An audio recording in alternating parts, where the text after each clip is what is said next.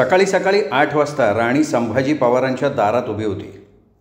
संभाजी पवारनं पाटलाच्या लेकीला दारात बघितलं आणि तो आश्चर्यचकित होऊन म्हणाला, अरे राणी सरकार तुम्ही? राणी राजेंद्राकडे वळाली आणि म्हणाली, बघ राजा, तू ह्या लोकांना कितीही सुधारवण्याचा प्रयत्न केलास ना तरी हे लोक सुधारणार नाहीत. अरे सवयीचे गुलाम आहेत हे. आणि पुन्हा संभाजी बाबाकडे वळून ती म्हणाली, बाबा मी तुमच्यापेक्षा लहान आहे, मला सरकार सरकार कशाला म्हणताय? तिचं म्हणणं खरं आहे, पण तुमच्या रक्तातच भिनली आहे ना ही लाचारी. दोष तुमचा नाही आहे, दोष तुमचा नाही आहे, दोष तुमच्या लाचारीचा आहे. ती लाचारी तुम्हाला गप्प बसू देत नाही. खरे बाबा, सवयीने माणूस होतोय दुबळा. किती बी सुधरून वागण्याचा प्रयत्न करू म्हणलं तरी नाही जमत ते. वस्तीतनं दोघंजण बाहेर पडले तेव्हा म्हाताऱ्या बायका एकमेकींना बघितलं, कुजबुजल्या, फसकन हसल्या. रस्त्यानं जाणारी येणारी माणसं आ वासून त्यांच्याकडे बघत होती. ते दोघं अगदी मोकळ्या गप्पा मारत चाललेले होते. खेड्यात अशी एखादी तरुणी एखाद्या तरुणाबरोबर गप्पा मारत चालली म्हणजे वाटेल तशा वावड्या उठतात. चव्हाट्यावर गप्पांना ऊत येतो. वाटेल ते तर्क कुतर्क केले जातात, पण या दोघांना त्याचं काहीही वाटत नव्हतं. गप्पा मारता मारता ते पांदीतनं वरती आले. साळीनं राणीला आणि सुटाबुटातल्या त्या उमद्या व्यक्तिमत्वाच्या तरुणाला बघितलं. तिला थोडंसं नवल वाटलं, पण घाईगर्दीनं तिने पपईच्या झाडावर पिकलेली एक पिवळी धमक पपई तोडून आणली. राणी तिच्या जवळ आली आणि म्हणाली, काळी, हे पुण्याचे पाहुणे आहेत, यांना रानातला मेवा खाऊ घालणार नाहीस का? अहो बाईसाहेब, तू मसनी बघितलं आणि पिकलेली पपई आणली की तोडून, मग कापून देशील? काळीनं कोपऱ्यात पडलेली विळी घेतली आणि ती लगबगीनं पपई चिरायला लागली. एका ॲल्युमिनियमच्या तबकडीत फोडी ठेवायला लागली. एक एक फोड उचलून दोघं खायला लागले. गुलाब काही कुठे दिसत नव्हता. त्या चवदार फोडी खाता खाता राजा म्हणाला, हा परिसर बघून ना माझं निम्मं पोट भरलं, आणि त्यात संगतीला तू. काही विचारू नको, असं वाटतंय ना की पुण्याला परत जाऊच नाहीत ना. मग राह इथे, तुला कोणी हाकलून देणार नाहीत ना. शेवटची फोड उचलत उचलत तो म्हणाला, काय मळा बहरला आहे नाही का? अरे ह्यांच्या भरवशावर सगळं चाललं आहे. हे दोघं रात्रंदिवस राबतात इथे. चल आपण खालच्या बाजूनं मळ्यातनं फिरून येऊ. दोघं बांधाबांधानं जायला लागले. शहरात सगळं आयुष्य गेल्यानं अरुंद बांधावरनं चालण्याची त्याला सवय नव्हती. त्यामुळे बांधावरनं पाय निसटायचा, पाटात पाय पडायचा, पायातले बूट ओले व्हायचे. मग ती खळखळून हसायची. एका भरदार आम्रवृक्षाखाली ते आले. तिथला गारवा मोठा सुखद वाटत होता. अंगात शिरशिरी भरवत होता. चित्तवृत्ती खुलवत होता. ती त्या आम्रवृक्षाच्या बुडाला खेटून उभी राहिली. राजा तिच्या त्या पोजवर भाळला. त्याला ती वनदेवताच भासली. कॅमेरा असता तर त्यांनी तो क्षण टिपलाच असता. तिच्या जवळ येऊन तिच्या काळ्या डोळ्यातले भाव टिपता टिपता तो भारावला. भावना वेगानं त्यांनी तिला जवळ ओढलं. वेल झाडाला चिकटावी तशी ती त्याला चिकटली. धसमुसळेपणानं त्याने तिला आणखीन जवळ ओढलं. आवेगानं तिच्या केसांचं मानाचे चुंबन घ्यायला लागला. एवढ्यात बाजूला आम्रवृक्षाच्या मागे पानांची सळसळ झाली. दोघांनी घाबरून पलीकडे बघितलं. काळी त्या आम्रवृक्षाच्या मागे गवत काढत होती. काळीनं ते प्रणय दृश्य बघितलं होतं. दृश्य बघून ती पटकन आडोशाला गेली होती. पाहिलं न पाहिल्यासारखं करून ती गवताचा भारा तयार करायला लागली. काळीनं त्यांना रंगे हात पकडलं होतं. अरे आता ती भाऊंना सांगणार. आता नक्की वाड्यात वादळ उठणार. सगळा वाडा माझ्या विरोधात उभा राहील, गाव विरोधात उभं राहील. आता काय करू? पण ह्या वादळाला मी सामोरी जाईना, अंगावर घेईन हे वादळ, मग माझं काही होऊ दे. मनाशी खुणगाड बांधून ती राजाच्या संगतीनं बांधाजवळ आली. काळीनं लगभग अर्धवट गवताचा भारा तयार केला. डोक्यावर घेतला, रस्त्याला लागली. ती गाव जवळ करायला लागली. मागच्या दारात भारा टाकून ती बैठकीत आली. पाटील बैठकीत एकटे बसून पानाला चुना लावत होते. ती दबक्या आवाजात म्हणाली, भाऊ भाऊ, मी तुमचं मीठ खाल्लंय, तुमच्या मिठाला मला जागलं पाहिजे. अगदी बरोबर बोलतेस, काय झालं सांग? अहो राणी. काय झालं तिला? अहो राणीबरोबर आज एक तरणा बानगडी मळ्यात आलता. राणीबरोबर? काय बोलतेस तू? वय भाऊ, शहरातला वाटला तो लय रुबाबदार होता. बरं ठीक आहे, पुढे. हो कसं सांगणार आता, लय चित्र वागलेत ते. हे बघ, तू काय बघितलंस ते स्पष्ट सांग, घाबरू नकोस. हो त्यांनी म्या दिलेली पपई खाल्ली, दोघं मळ्याच्या खालच्या अंगाला गेले. म्या गवताचा भारा बनवायचा होता म्हणून गाजरे आंब्याकडे गेले, तेव्हा ते दोघं त्या आंब्याच्या झाडाखाली आला. सांग सांग लवकर सांग. सांगितलंच पाहिजे मला. तुमची आबरू ती माझी आबरू. हो त्यांनी राणीला जवळ घेतलं, दोघं एकमेकाला बिलगले. त्यानं तिचं तोंड वरती केलंय आणि वटावर वट टेकणार. मला काय अवदास आठवली, मी थोडी हालचाल केली, त्यामुळं दोघं सावध झाले. तुम्हाला सांगायला तडक इकडे आले. मग पाया पडून विनंती करते, माझं नाव तेवढं त्याला सांगू नका. ठीक आहे, तू जा आता, कुठे काही बोलू नकोस. काळी आली तशी लगबगीनं निघून गेली. बापूराव पाटील चिंतातूर झाले.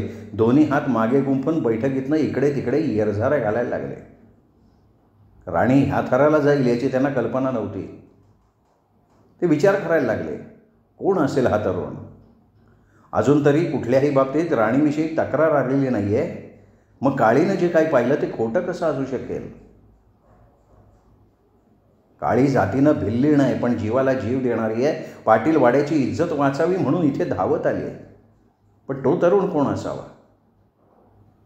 गावात आलेला कालचा तरुण पुण्याचाच आहे कदाचित. नाही, पण तो तर मेडिकलला होता, त्यांचा काही संबंधच येऊ शकत नाही. पण सांगता येत नाही ना, कॉलेजच्या बाहेर त्यांची भेट झाली असेल हे शक्य आहे. पण ह्या पोरीनं नको का विचार करायला. गावात चर्चा झाली तर मेल्याहून मेल्यासारखं होईल मला. मानानं जगतोय मी या गावात. त्यांच्या डोळ्यांच्या कडा ओलावल्या. टपकन 2 अश्रू गालावर ओघळले. मनाला आवर घातला. अश्रू कसे बसे आवरले. दुपार झाली. राणी अजून परतली नव्हती. पाटलांनी 2 घास कसे तरी खाल्ले होते. अर्धवट खाऊन ताटावरनं उठून जाताना बघून सारजाक्काला नवल वाटलं. तिने विचारलं, काय तब्येत बरी नाही का. नाही तसं काही नाही, भूक नाही. स्वारी आज काहीतरी गुस्स्यात आहे म्हणून सारजाक्का गप्प बसल्या. पाटील लोडाला टेकून बसले. चेहरा दुःखानं भरला होता. तोच वाड्याच्या पायऱ्या चढून येत असल्याची त्यांना चाहूल लागली आणि ती राणीच होती. राणी इकडे ये. काय म्हणताय भाऊ. कुठे गेली होतीस. मळ्यात. काय होतं मळ्यात. मळ्याचं भलतं आकर्षण वाटायला लागलंय तुला. मी समजले नाही भाऊ. हे बघ, वेळ घेऊन पेडगावला जाऊ नकोस. बरोबर कोण होतं तुझ्या. मामला काहीतरी वेगळा दिसतोय. ही वादळापूर्वीची शांतता आहे. ती धीमे आपण गंभीर आवाजात म्हणाली, माझ्याबरोबर राजा होता. तुझा आणि त्याचा संबंध काय. ओळख कुठे झाली तुमची. पुण्याला. अच्छा, म्हणजे तू बोलवलंस त्याला इथे. नाही भाऊ, तो इथे येईपर्यंत कल्पना नव्हती मला. मग आला कसा तो. अहो त्याच्या चुलत्याकडे आला असेल. खरं बोलतीयस. शपथ घेऊन सांगते भाऊ, तो इथे येणार याची मला कल्पना नव्हती. मग तो आत्ता तुझ्या संगत मळ्यात होता याचं काय उत्तर. हो होता. कशासाठी आला होता. मळा बघायला. आणखीन काही. भाऊ माझा मित्र आहे. अहो तो.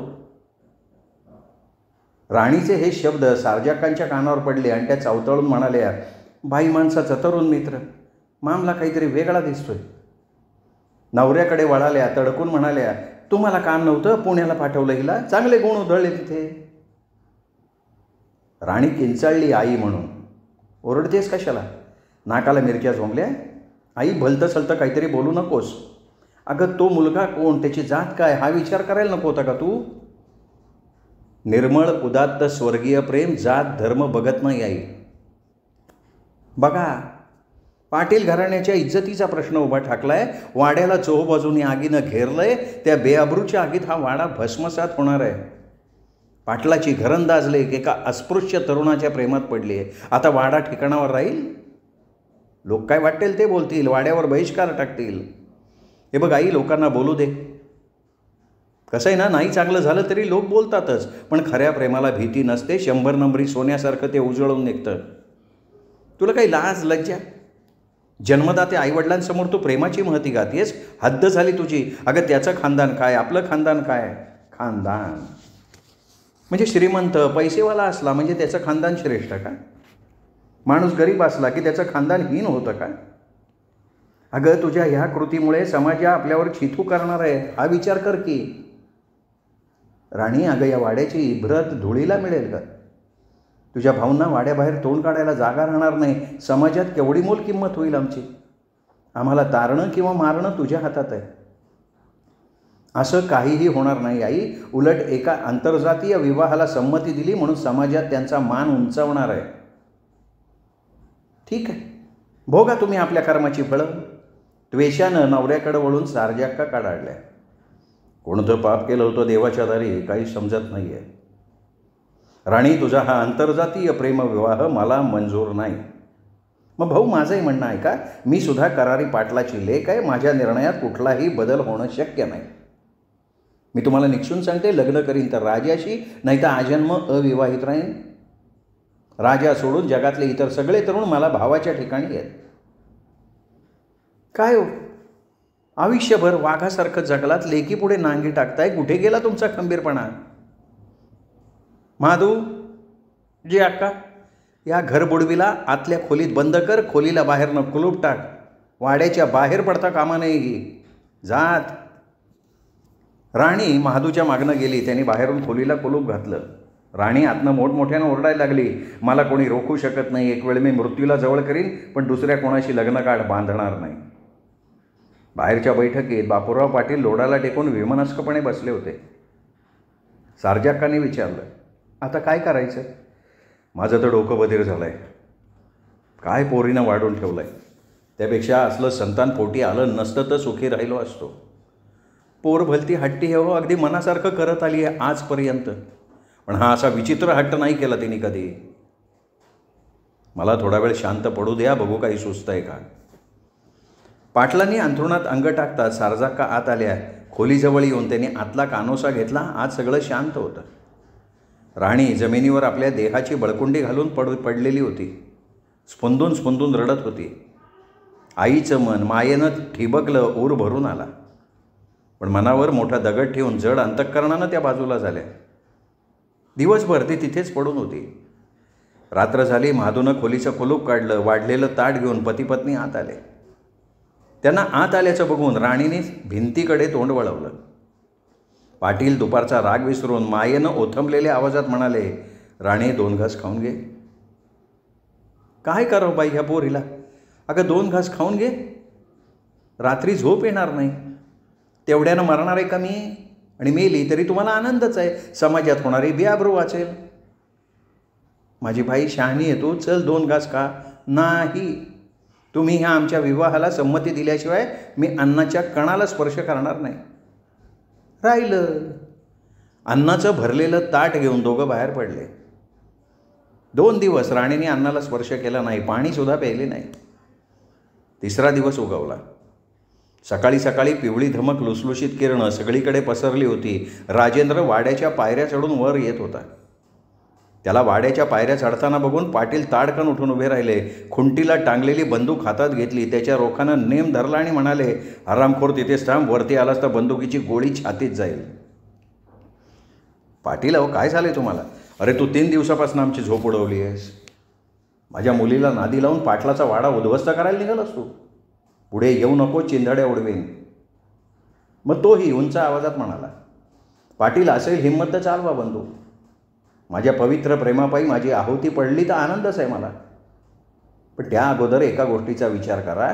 आपल्या मुलीचं कपाळ पांढरं करायचं आहे का तुम्हाला? लग्नाआधी तिचं सौभाग्य नाहीसं करताय का? तुझी ही हिंमत? पाटील, प्रेम अमर असतं. प्रेम ही कुठल्याही जाती धर्माची मक्तेदारी नाही. उत्स्फूर्त प्रेम मरणाला घाबरत नाही. गोळी चालवा की. समोर त्या निर्भय निधड्या छातीच्या तरुणाला बघून बापूराव पाटलांचा आवेश नाहीसा झाला. कठोर मन दोलायमान झालं. त्यांचे हात थरथरायला लागले. बंदूक बाजूला फेकून ते मटकन खाली बसले. आवेगानं म्हणाले, कोण आहेस तू? या वाड्याचा पूर्वजन्मी आहेस का? नाही पाटील, मी तुमचा वैरी नाही. मी तुमच्या वाड्याबरोबर नाजूक नातं जोडू बघतोय. तू निघ इथनं. तुझं तोंड बघायची माझी इच्छा नाही. माझ्या डोळ्यासमोर न जा. पाटील, जातो मी, पण एक दिवस तुम्ही आपल्या मुलीच्या सुखासाठी माझे पाय धराल. लक्षात ठेवा. ताड ताड पायऱ्या उतरून तो वस्तीकडे निघून गेला. गावात राजाराणीची प्रेमकहाणी सर्वतोमुखी झाली. राजाच्या धैर्याचं जो तो तोंड भरून कौतुक करत होता, कारण वाघाच्या गुहेत शिरून त्यांनी वाघाला चिथावणी दिली होती. 3 दिवसापासून राणी अन्न पाण्याशिवाय पडून होती. राणीला खोलीत डांबून ठेवलं होतं. त्या 3 दिवसात तिने अन्न पाण्याला स्पर्शसुद्धा केला नाही. ती आपल्या खोलीत कणत पडली होती. खोलीतलं तिचं कणणं ऐकून सारजाक्का मनाने घाबरल्या.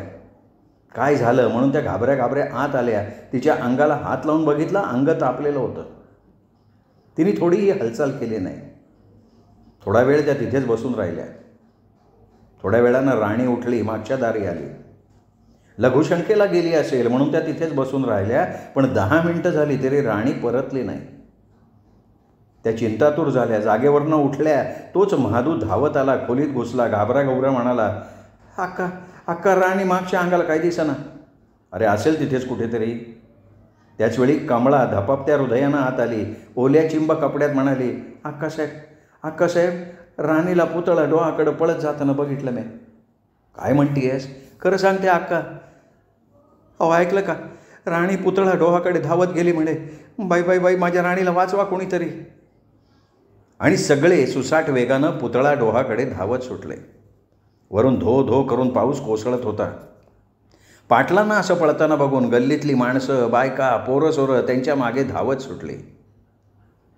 पाटलांना पळताना एकसारखी धाप लागत होती. पण जीवाचा आकांत करून ते पळत होते. ओल्या चिखलात पाय निसटत होते, धपकन पडत होते, पण पुन्हा पळत होते. ठेचकाळत होते, काट्यावर पाय पडला तरी पळत होते. वेदनांचं दुःख घेऊन पळत होते. पाय रक्तबंबाळ झाले. वेदनांचं दुःख जवळ घेऊन डोह जवळ करायला लागले. अंधारात अंधार मिसळल्यानं तो डोह जास्त गंभीर झाला होता, भीषण वाटत होता. एखाद्या वडवानलासारखा आपला अकराळ विकराळ जबडा पसरून डोह बसला होता. घोंगावणारा पिसाट वारा त्याला गदा हलवून पुढे जात होता. रातकिड्यांची किरकिर चालू होती. काजवे अंधारात लुकलुकत होते. राणी डोहाच्या कडेजवळ पोचली तेवढ्यात एक दुसरी आकृती अंधारात तिच्या बाजूला सरकत आली. त्या दुसऱ्या आकृतीनं राणीला आपल्या दणकट बाहुपाशात घेतलं, आलिंगन दिलं. त्या 2 आकृत्या अंधारात एक झाल्या, एकजीव होऊन गेल्या. त्या नीरव शांततेत दुसऱ्या आकृतीचा गंभीर आवाज उमटला, राणी, तुझं अमर प्रेम मला इथपर्यंत घेऊन आलंय. मला नवल वाटतंय, पण ह्यावेळी मी इथे येणार हे तुला कसं कळलं? माझ्या अंतर्मनानं मला निक्षून सांगितलं की तिकडे पुतळा डोहाकडे तुझी प्रेममूर्ती प्रतीक्षा करते.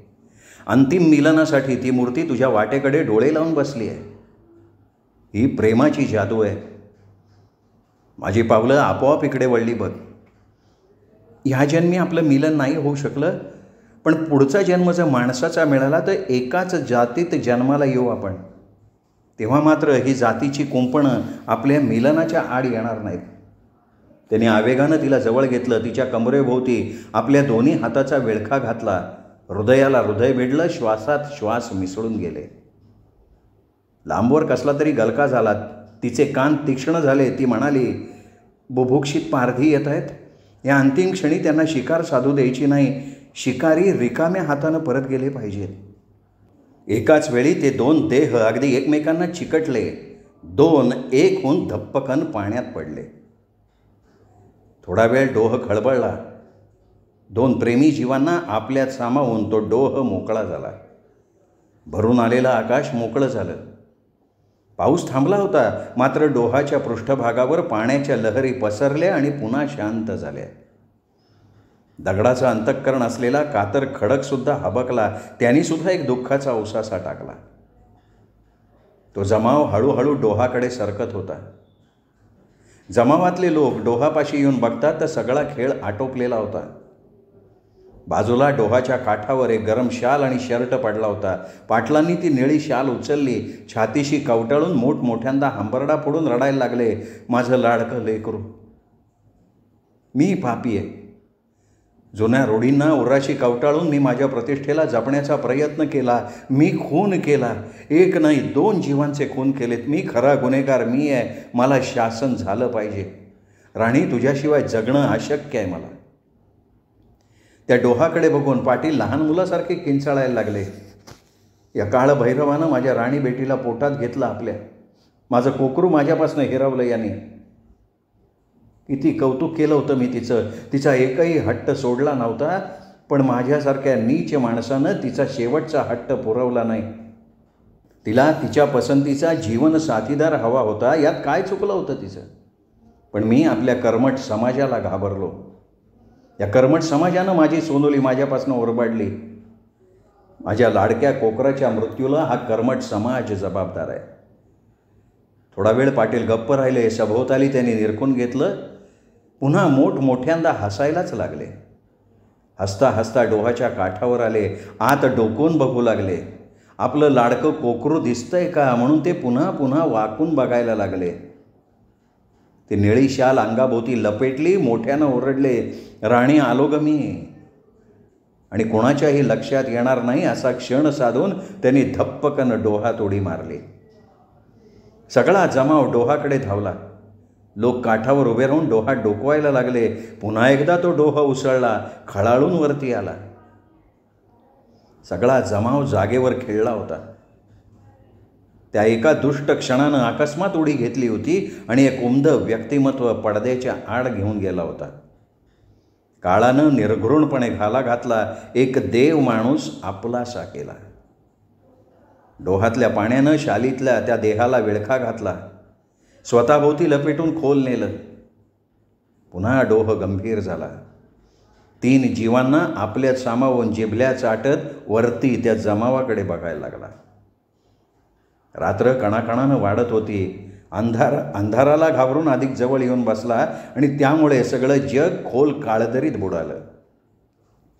तो जमाव मोठ्या जड अंतःकरणानं गावाकडं परतला.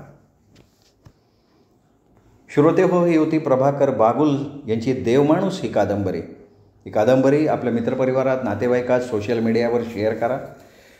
आणि हो, चॅनल सबस्क्राईब करायचं राहून गेला असेल तर आत्ता वरती साहित्य पंढरी कथाकथन चॅनलचा लोगो दिसतोय, त्या लोगोला क्लिक करा आणि चॅनल सबस्क्राईब करा. एवढीच विनंती करतो आणि थांबतो.